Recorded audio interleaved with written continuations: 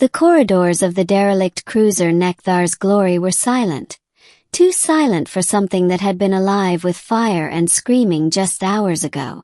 The ship floated like a corpse in orbit over the fractured moon of Vesk 9, its hull bleeding out radiation into the void. To Commander Thrixa of the Dravari Dominion, it was just another cleanup operation. To Captain Isaac Hale of the Terran Expeditionary Fleet, it was survival. Trap. They had boarded his ship, the Dauntless, under a flag of parley. Dravari were known for their cunning. They didn't conquer worlds through brute force like the Karth or the Valari. They outthought you, outplayed you. The moment Isaac accepted the transmission, his ship's systems were hit with a cyberpulse that fried comms, weapons, and life support. Within minutes, he and a handful of surviving crew were dragged aboard the Dravari dreadnought as prisoners. Now the rest of his crew was dead, and he was the only one left. They thought they had him trapped. But Isaac Hale had been born on Earth, a death world, as the aliens called it. A planet where everything from the microbes in the mud to the beasts in the oceans evolved to kill. A planet that raised humans to adapt, to improvise, to survive. And that was something the Dravari could never quite quantify. The game begins. Commander Thrixa stood outside the containment cell, her long silver carapace reflecting the red lights of the ship. Four other officers stood behind her, curious and amused. "This one survived the vacuum breach and a plasma explosion," she said, her voice soft but full of disdain. "The physiology of this species is grotesque, primitive," another officer hissed. "Their world breeds violence. They call it strength." Thrixa's mandibles twitched in what passed for a smile. "Then let us test it."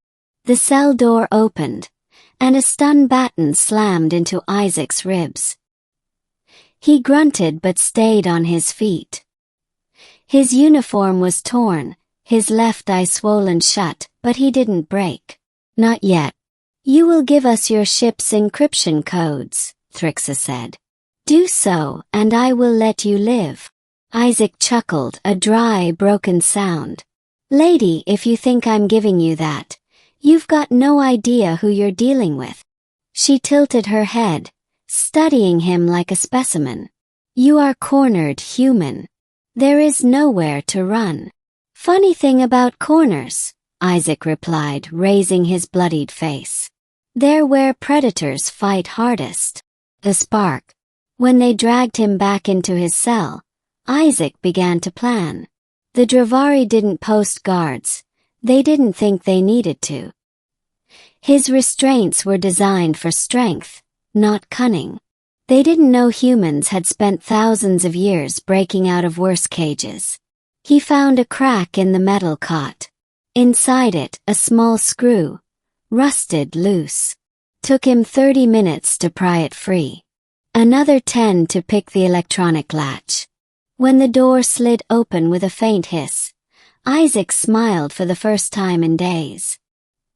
He moved silently through the maintenance ducts, the heat of the ship searing his palms.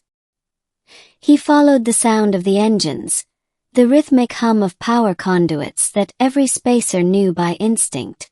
He needed a weapon, a distraction, and a way to call home. The Dravari might have superior technology, but humans had something far more dangerous: desperation. Meanwhile, the hunters. Thrixa stared at the holographic display of the human cell, her antennae twitching in confusion. "The signal from the surveillance pod has gone dark," an officer said. "Interference, perhaps. Or the creature is loose," Thrixa murmured. Her second-in-command scoffed. "Impossible. Their species lacks discipline. If he escaped, he will be caught within minutes." Thrixa looked out into the blackness beyond the viewport. "You underestimate them. That's how the Karth lost a fleet at Proxima. That's how the Valari burned on Titan's sands." "Primitive luck," the officer sneered. "Maybe," she said, turning away. But luck, when combined with madness, is a dangerous weapon. The human problem. Isaac had been in the vents for over 2 hours when he found it. The engineering bay. It was lightly guarded. The Dravari relied on automated drones more than soldiers. He watched their patrols, counted the intervals, memorized the rhythm. When the drone passed for the 6th time, he dropped from the duct and drove the loose screw straight through the control circuit. Sparks filled the air, alarms blaring. The drone convulsed and fell. He scavenged what he could. An energy cutter, a shock cell, and a comm unit. He rewired the cell to overload and planted it near the main power junction. 5 minutes later, the ship shuddered as the first explosion rippled through the deck. He didn't stay to admire his work. Chase. Find him. Thrixa roared as the lights flickered. Seal every access route. The corridors filled with the shriek of alarms, but the ship was massive, labyrinthine. The Dravari were built for open battle, not confined hunts. They moved in squads, armor heavy, weapons bright. Isaac moved alone in the dark. He sabotaged coolant lines, vented plasma conduits, rerouted power. Each move unpredictable, chaotic. Every system they relied on became a weapon against them. One of the soldiers finally caught sight of him in the observation deck. The alien raised its rifle, but Isaac was faster. He used the energy cutter, slicing through the rifle's power cell. The explosion threw both men across the room. Isaac stumbled to his feet, dazed but alive. The Dravari soldier wasn't. The predator revealed. When Thrixa found the body, she stared at the burn marks scorched into the deck, then at the human's crude modifications on the weapon. He turned our own energy cells into explosives, she muttered. He's improvising. Commander, one of her lieutenants said nervously. Should we not retreat? The human. She hissed, cutting him off. One creature cannot defeat a Dominion cruiser. But her words felt hollow, even to her. Because deep down she knew, humans didn't fight fair.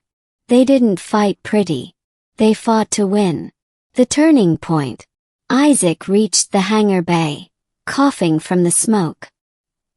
He could see the rows of fighter craft, sleek and alien, their systems pulsing with green light. He knew he couldn't fly one, not with Dravari controls, but he could make sure nobody else did. He set the shock cell against the fuel lines and rigged the countdown. 20 minutes. Enough time to reach the comm tower.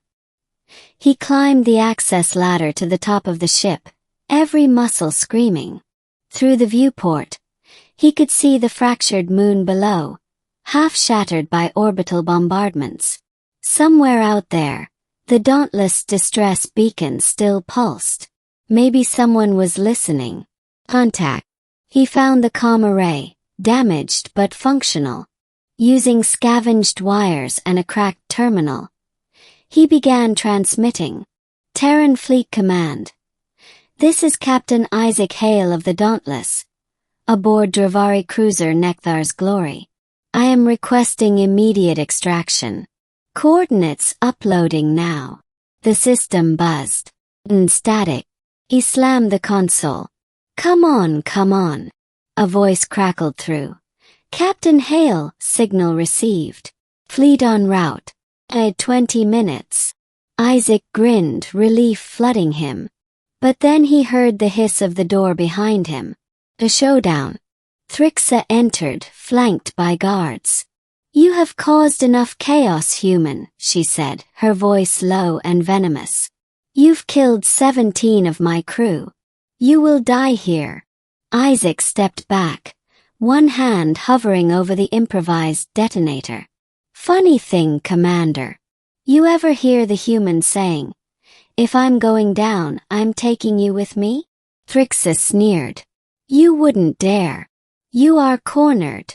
Isaac smiled, A slow, dangerous smile. You still don't get it. You never corner a Deathworlder. He hit the detonator. The explosion ripped through the hangar bay below, a chain reaction tearing across the fuel lines. The deck shook violently, flames billowing through the vents. The guards were thrown into the walls, armor cracking. Isaac dived behind the console, shielding his face. When he looked up, the viewport was filled with the expanding light of the blast. The rescue. Minutes later, the Nekthar's glory was breaking apart. Fires raged through its spine. Escape pods ejected like sparks into the void. Isaac stumbled toward the outer airlock, the comm unit still in his hand. Fleet Command, he rasped. I've done some redecorating. Might wanna hurry. The reply came instantly.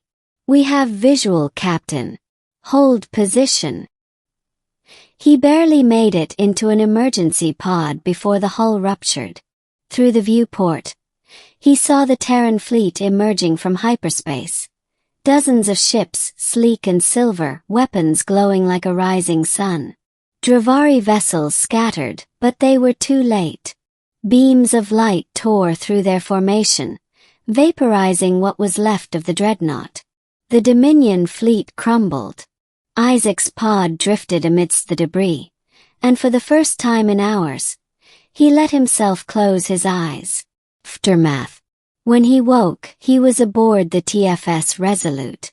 The medbay lights were soft. The air smelled of antiseptic and coffee. A familiar voice spoke beside him. You always did make an entrance, Captain. He turned his head, Commander Jenna Ruiz, his XO. Her eyes were tired but bright. You really blew up a Dravari battleship by yourself? Isaac gave a weak laugh. Wasn't by myself. I had a whole ship's worth of bad luck helping me. She shook her head, smiling. Fleet Command says the Dravari are pulling back from Vesk 9. They're terrified. You know what they're calling you now. Please don't say, the Deathworlder. Worse, she said, grinning. The cornered human. He chuckled softly. Guess it fits. The lesson. Later, as he stood in the observation deck watching the wreckage burn in orbit, Isaac thought about something Thrixa had said. You are cornered. Maybe she was right. Humanity had always been cornered. By hunger, disease, predators, extinction itself. But every time they'd fought back. They'd evolved. Adapted. Endured. That was what it meant to be from Earth. To be from a world that tried to kill you every day. And still to rise stronger for it. So yes, the Dravari had trapped him. But they forgot what species he was. He was human. And humans don't break, we fight. Indy.